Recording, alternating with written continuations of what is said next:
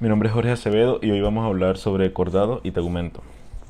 Bueno, este gran grupo aún conserva ciertas características de los invertebrados, como lo son la simetría bilateral, eje anteroposterior, celoma, cefalización y metamería. Ahora hablemos un poco sobre las 5 características exclusivas que deben presentar todos los cordados, ya sea en su etapa embrionaria o en su etapa adulta. La primera es la notocorda, cordón nervioso dorsal tubular, hendiduras branquiales faríngea, endostilo y cola posanal.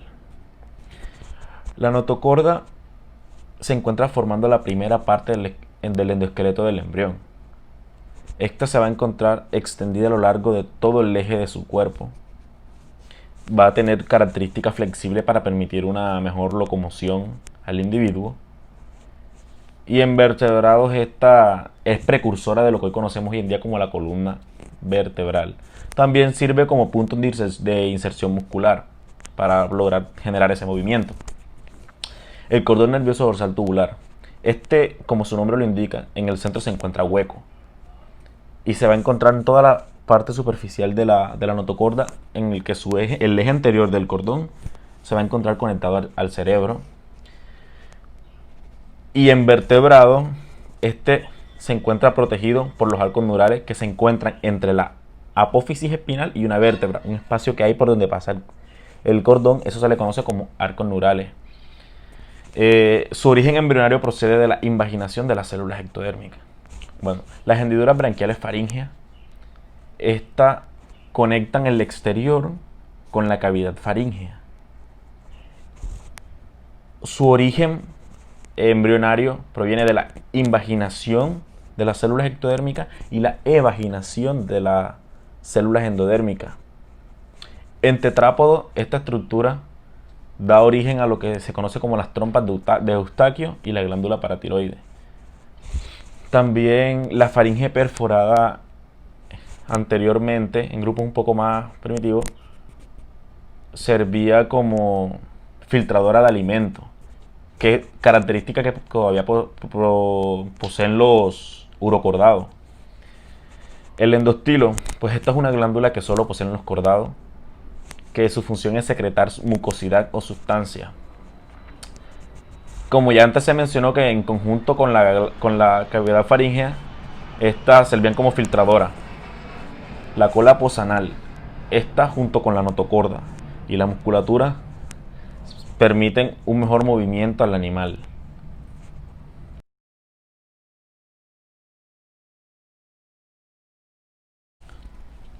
Bueno, en cuanto a la clasificación de este grupo, tenemos que, para resaltar, en los cordados, en alguna etapa de su vida, tienen que poseer notocorda, ya sea en la parte embrionaria o en la etapa adulta. Este gran grupo abarca desde protocordado hacia reptiles y aves. Dentro de los protocordados vamos a tener los urocordados, que más conocidos también como tunicado, que posee 3 clases taxonómicas, que son la clase Acidaceae, Apendicularia y Thaliacea.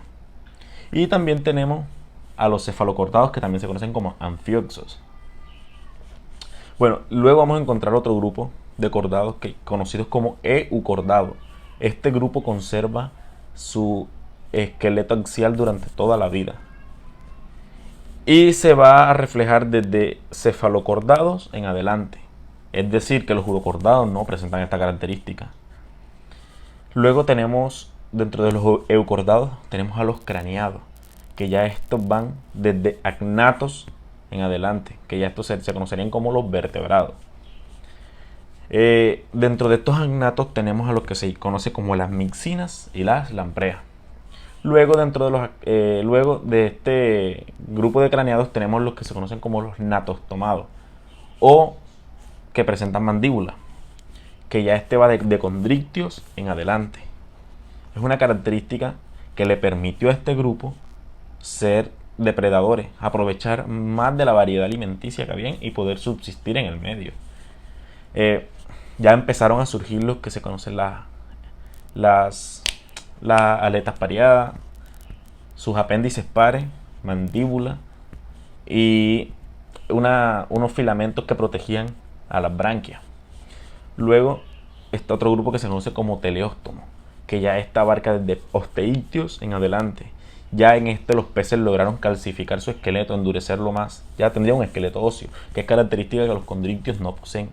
Dentro de estos osteictios vamos a tener a los que se conocen como actinopterigios, que son los peces con aletas con radio, y los sarcopterigios, que son los peces pulmonados con aletas lobuladas. Ya aquí empezaron a surgir características, específicamente en los sarcopterigios surgió una característica que era de una estructura de soporte, que se conoce hoy en día como cintura, que fue una característica bastante evolutiva que da origen a los siguientes tetrápodos, bueno, a los tetrápodos específicamente, que va desde anfibio en adelante. También, de hecho, encontraron un fósil que se denomina como Tiktaalik, que es un sarcopterigio, que utilizaba sus apéndices, sus aletas lobuladas, podría ponerles en contacto con una superficie para impulsarse más y tener mejor movimiento. Característica que lo llevó a lograr avanzar al medio terrestre. Podía desplazarse ya no solo en el agua, sino que también en la tierra, lo que sirvió como un momento de transición entre peces y anfibios. Bueno, luego de las características que fueron surgiendo de los sarcopterigios y su interacción con el medio que les permitió caminar un poco más hacia la vida terrestre, surgieron los tetrápodos, que va desde anfibio hasta ave, que son los vertebrados con 4 patas o 4 extremidades. Cuando el surgimiento de los anfibios, su conquista terrestre no fue del todo exitosa. ¿Por qué? Por 2 obvias razones. Porque su piel necesitaba permanecer húmeda y su embrión se encontraba descubierto, no poseía membranas extraembrionarias, por tanto necesitaba del medio acuático para su desarrollo. Característica que mejoró en otro grupo, conocido como amniota. Ya en el embrión de este grupo, de los animales de este grupo, se encontraba recubierto por membranas extraembrionarias, lo que quiere decir que ya no necesitaban del medio acuático. Es decir, la conquista a la tierra cada vez iba siendo mejor. Ya podían desarrollar sus huevos, ponerlos en la tierra, ya que se encontraba protegido. Y estos amniotas van desde mamíferos, reptiles y aves. Luego tenemos otro grupo conocido como reptiles, que dentro de estos están los lepidosaurios, testudinos y cocodrilos. También tenemos a las aves, que ya estos tenían un cráneo con fosa temporal inferior y superior, y su epidermis presentaba betaqueratina, por tanto que se observa que la piel de ellos es bastante dura, rígida y bastante seca.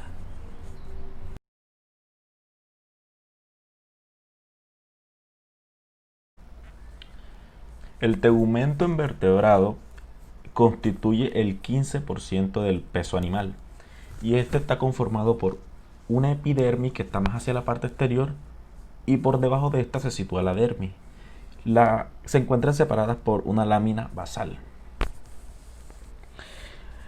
Una gran importancia que tiene el tegumento es que sirve como borde crítico entre el organismo y su medio exterior. Forma parte del exoesqueleto y los protege contra daños mecánicos. Previene la entrada de patógenos como lo son las bacterias, los virus y los hongos. También participa en la regulación osmótica y en el intercambio gaseoso y iónico que hay entre el organismo y su medio, ya que esta es una capa que no es sellada completamente, es semipermeable. También reúne o puede irradiar calor, ya sea para protegerse y mantener una estabilidad térmica interna de acuerdo a las condiciones del ambiente donde se encuentra el animal. También aloja receptores sensoriales que nos permiten percibir la actividad mecánica y los estímulos que provienen de nuestro medio, donde nos estamos desenvolviendo. Y el color que presenta el tegumento, que es debido a la melanina, y esta sustancia llamada melanina nos protege de la radiación ultravioleta también. La mayoría de esta dermis y epidermis se producen al final de la neurulación, específicamente cuando se forman los somitos, en específico el dermatomo, que este va a dar origen a las capas epidérmica y dérmica. El tegumento va a albergar órganos sensoriales como glándulas que se van a producir por la invaginación de las células epidérmicas. También tenemos que la interacción estimula diferentes especializaciones. Como se sabe, de acuerdo a la necesidad del animal, el tegumento se va a especializar ya sea en cuernos que van a servir para su protección, plumas que se pueden producir por la evaginación para el vuelo en ave, estructura de vuelo, glándulas que se producen por invaginaciones, los pelos que también se producen por invaginaciones, que sirven para mantener la temperatura interna, y entre otras estructuras como las escamas que surgen también por evaginaciones, y diferentes tipos de evaginaciones producen la variedad de escamas que hay, como las placoideas, cicloideas y entre otras gran cantidad que existen. Bueno, la dermis, esta va a producir huesos dérmicos por osificación intramembranosa. Está conformada básicamente de tejido conectivo que se conforma de colágeno. La disposición de las fibras de colágeno de la dermis le van a conferir ciertas características. Por ejemplo, en condrictio, cuando las fibras de colágeno de la dermis se disponen formando ángulos de 45 grados, va a reducir el arrugamiento de la piel y por ende reduce la fricción con el agua, haciéndolo más hidrodinámico, permitiéndole una mayor velocidad y locomoción, y lo que van a ser más eficientes en depredación y nado. En vertebrados esto va a ser diferente, no es igual como sucede en condrictio. Esa disposición de los 45 grados de las fibras de colágeno solo se ve en condrictio. En el caso de la epidermis, esta también se encarga de producir moco. En el caso de los peces, utilizan esa mucosidad que se siente cuando soban la epidermis de los peces. Es para evitar la entrada de agentes patógenos como bacterias y entre otras cosas que puedan afectar al animal. También lo utilizan como un medio para mejorar su locomoción, su hidrodinámica. Es decir, se van a desplazar mejor por el medio acuático. En caso de los anfibios, los protege de la resequedad. Como antes se mencionó, su dominancia en la tierra no era tan efectiva. En vertebrados ya va a existir una capa córnea donde se produce queratina. El tegumento de los tetrápodos, su característica esencial es la queratinización, que de hecho esta queratinización solo ocurre en tetrápodos. Esta lo que hace es proteger la piel y evitar la desecación. En el caso de los anfibios, el tegumento está especializado para funcionar como respiración, gracias a unos capilares que están en la epidermis basal y entre la dermis, que llevan el oxígeno extraído del medio de la atmósfera diluido en la sangre. En anfibios modernos no existen las escamas, pero lo que son las cecilias poseen unos vestigios de escamas. En el caso también, los callos nupciales que presentan los anfibios son modificaciones que les permite la copulación, es decir, este estimula a la hembra para un mejor comportamiento en su reproducción sexual. En el caso de los reptiles, la queratinización es un poco mayor, aunque a diferencia de los anfibios, los reptiles presentan menores número de glándulas en su epidermis. Por tanto, la protección de estos va a ser un tanto más física debido a que hay mayor queratinización, a diferencia de los anfibios, que la protección es un poco ya más química. En comparación entre los especies y reptiles, en los peces las escamas eran de origen dérmico y en los reptiles es de origen ectodérmico. En el caso de los testudinos, la escama grande y en forma de placa se va a denominar escudo, que es la parte que recubre a las tortugas. Algunos poseen huesos dérmicos no asociados a escamas, a los que se le conocen como gastralia. También están los osteodermos, que son huesos dérmicos que soportan la epidermis. Estos solo van a estar en los reptiles, los cuales también presentan algo que se llama muda o ecdisis, que es cuando mudan su piel, pero solo la parte más hacia el exterior, que sería el estrato córneo.